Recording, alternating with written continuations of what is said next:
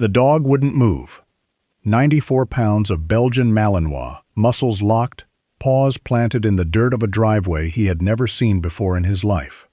Chief Petty Officer Ryan Wells pulled the leash again. Nothing. He knelt down, checked the dog's paws, his eyes, his ears. Kaiser wasn't hurt. Kaiser was listening. Somewhere inside that boarded-up house on the edge of a Virginia backroad, something was making a sound that only the dog could hear. And whatever it was, Kaiser had decided he was not leaving without it. What Ryan found behind that front door 40 minutes later would end his career. It would also save 3 lives no one even knew were missing. Kaiser was 7 years old, and by every metric the Navy used, he was supposed to be retired already. 2 tours in Afghanistan, 1 in Syria, a shrapnel scar down his left flank that still made him limp when the weather turned. But Kaiser had a nose that veteran handlers whispered about in the kennels at Little Creek. He could sort human scent in a crowded market. He could find a single spent shell casing buried under 2 feet of sand. He worked slow, deliberate, quiet. The kind of dog that never barked when barking wasn't the answer. Ryan Wells had been his handler for 4 of those 7 years.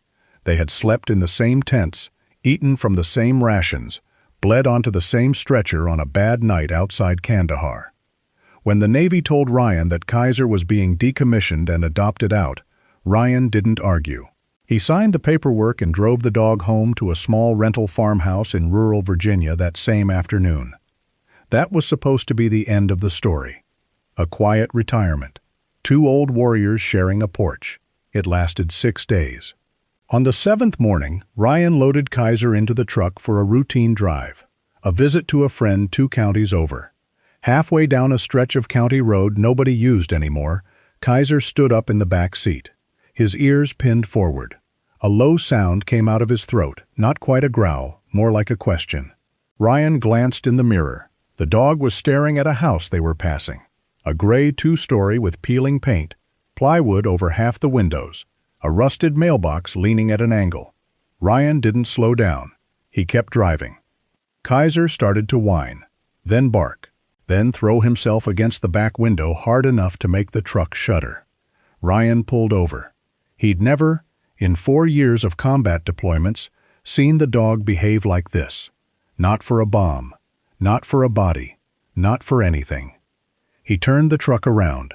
The driveway was long, gravel choked with weeds. A no trespassing sign lay face down in the grass. Ryan parked at the road, clipped the leash on Kaiser, and let the dog lead. Kaiser didn't run. He stalked, head low, tail rigid, moving the way he moved on a live search. 20 feet from the porch he stopped, sat, refused to move another inch. Ryan called his name.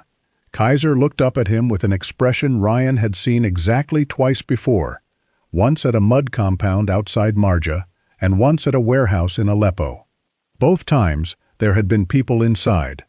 Both times, some of those people had not been alive when the door came down. Ryan felt the hair on the back of his neck rise. He tried the front door. Locked. He walked the perimeter. Every window on the ground floor was boarded from the inside. The back door had a padlock on it. New, shiny, out of place on a house that looked abandoned for a decade. That padlock was what made Ryan Wells pick up his phone. He didn't call 911. He called an old friend at the county sheriff's office and asked, very quietly, who owned the property. The answer took 10 minutes to come back. The house was listed under an LLC. The LLC was listed under a name that meant nothing to Ryan. But the name had come up once before, tagged in a state database, connected to a missing persons report from 18 months ago. A mother and 2 children. Last seen at a gas station 40 miles east. Never found. Ryan looked down at Kaiser. Kaiser was staring at the front door. And now, in the silence between the wind and the distant sound of crickets, Ryan heard it too. A tap. Faint. Rhythmic. 3 short. 3 long. 3 short. Somebody inside that house was signaling SOS on a wall. Ryan didn't wait for the sheriff. He couldn't.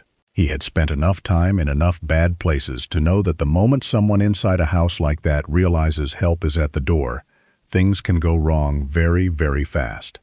He walked back to the truck, pulled a crowbar from behind the seat, and told Kaiser to hold.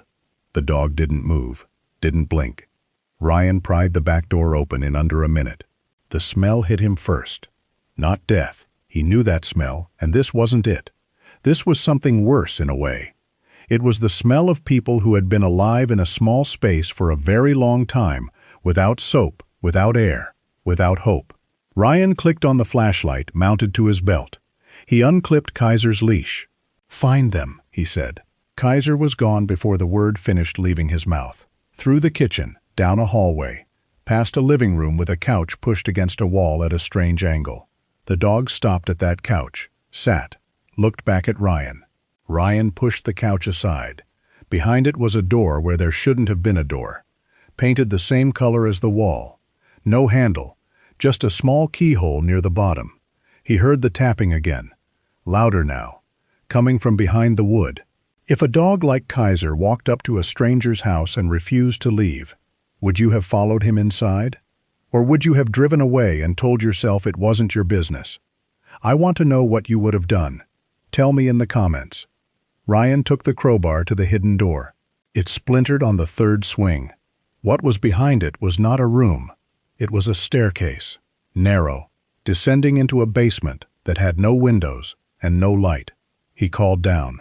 Nothing answered. Then, from the darkness at the bottom of the stairs, a child's voice. One word. "Please." Ryan went down those steps with Kaiser at his hip and his heart in his throat. The basement was concrete on all sides. A single mattress on the floor, a bucket in the corner, and against the far wall, huddled together under a thin blanket, 3 people. A woman in her 30s. A boy, maybe 8. A little girl who couldn't have been more than 5. All 3 of them squinted at the flashlight, like they had forgotten what light looked like. The woman tried to speak. Her voice came out cracked, useless. She just pointed at the ceiling. Ryan understood. She was telling him somebody else lived in this house, and that somebody else could come back at any moment. Kaiser had already turned around. He was facing the stairs, ears up, a low, steady growl building in his chest. Outside, tires crunched on gravel.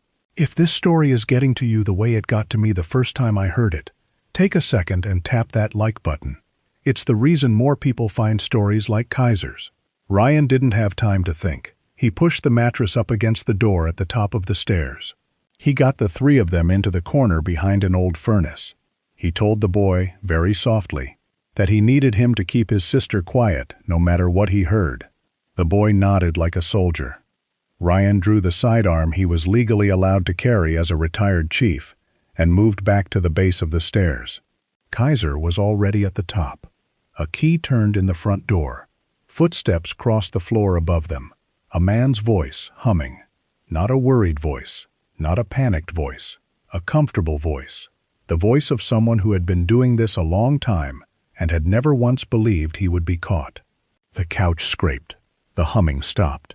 There was a moment of absolute silence when the man saw the splintered door.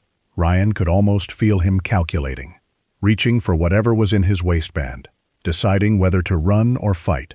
Kaiser made the decision for him.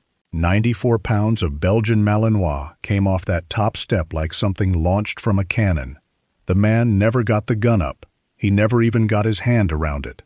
Kaiser hit him at chest level and drove him backward through the doorway, through the kitchen, into the wall on the far side, hard enough to shake the whole house. Ryan was 3 steps behind.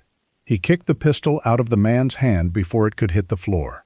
Kaiser held the arm, not tearing, not shaking, just holding. Exactly the way he had been trained to hold a suspect in the last 6 seconds of his career. The sheriff's cruisers pulled into the driveway 90 seconds later. Ryan Wells sat on the porch steps with the little girl in his lap, and the boy pressed against his side, and the mother wrapped in his jacket, and he did not speak. He just kept one hand on Kaiser's back and stared at the tree line while red and blue lights painted the front of the gray house. The 3 of them had been missing for 18 months. The investigation would later reveal that the man had used 4 different houses over the course of 6 years. Ryan Wells was written up for entering a private residence without a warrant, without a badge, without any legal authority whatsoever. His record was flagged. He was politely uninvited from the small consulting work he still did for the Navy. He was asked, in a formal review, whether he would do it again if he had the chance. He said yes without blinking. The mother named her next dog Kaiser. The boy, the one who had kept his sister quiet in the dark, grew up to become a canine handler himself. 6 years after the rescue, he sent Ryan a photograph of his own working dog, a Belgian Malinois with a shrapnel-colored coat and steady, listening eyes. On the back, he had written 4 words: "He listens like yours." Kaiser lived 4 more years on that porch in Virginia. He died in his sleep with his head on Ryan's boot. Ryan buried him under the oak tree at the edge of the property, where the wind carries the sound of the county road, and where sometimes, if you sit there long enough, you can almost hear a dog stand up in the back of a truck and decide, without asking permission, that he is not leaving until somebody is safe. Some dogs are trained to obey. The best ones are trained to refuse, and every once in a while, refusing is what saves a life. If Kaiser's story stayed with you the way it stayed with the family he pulled out of that basement, subscribe and stick around, because the next dog I'm going to tell you about will surprise you.